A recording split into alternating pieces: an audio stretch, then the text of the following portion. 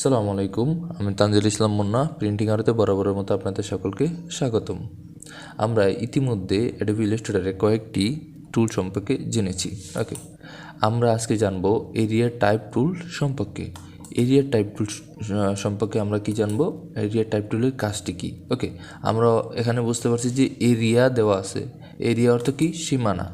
অর্থাৎ আমরা যে টাইপটা করব, যে লেখাটা লিখবো, অবশ্যই সেটা এটা সীমানার ভিতরে হতে হবে এবং এর বাইরে কি এই লেখাটা যাবে না। ওকে, তো আমরা প্রথমে কি করব, এখান থেকে একটি সীমানা দিয়ে দিব। আমরা এখান থেকে একটা রেক্টেঙ্গুলার দিয়ে একটি সীমানা দিয়ে নিচ্ছি। আমি ওকে এখান থেকে মিন করে দিব যে আমার লেখাটা যেন এর বাইরে না যায়।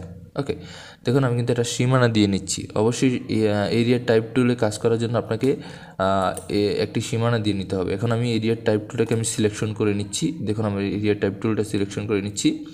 এখন আমি এরিয়া টাইপ টুলে যখন সিলেকশন করে আমি যখন আমার সীমানার ভিতরে আসছি, আমি যে সীমানাটা দিয়ে নিচ্ছি, এখন যদি আমি ভিতরে সিলেকশন করি, অবশ্যই আমার কিন্তু লেখাটা কিন্তু আসবে না।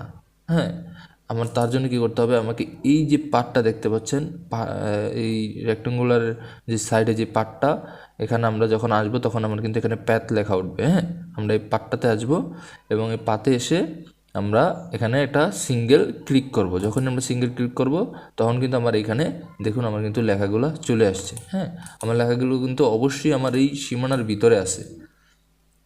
আমার কিন্তু এই সীমানার ভিতরে আমার লেখাগুলো আছে, আমার কিন্তু সীমানার বাইরে এই লেখাগুলো নাই। এই এরিয়া টাইপ টুলের কাজই হচ্ছে আপনার এই সীমানার ভিতরে আপনার লেখাগুলা থাকবে, এই লেখাগুলা সীমানার বাইরে যাবে না।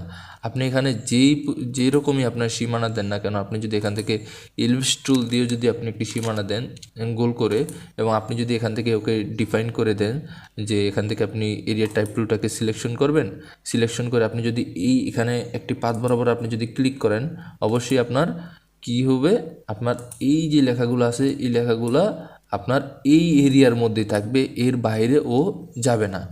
এরপরও যদি আপনি কোনোভাবে আপনি যদি কোনো টুল দিয়েও যদি আপনি যদি কোনো একটি স্পেসিফিক কোনো কিছু তৈরি করেন, তাও কিন্তু আপনার কি হবে, আপনার এই যে লেখাগুলা, এই লেখাগুলো কিন্তু আপনি যদি পাতের মধ্যে ক্লিক করেন, এর বাইরে কিন্তু আপনার এই লেখাগুলা অবশ্যই যাবে না।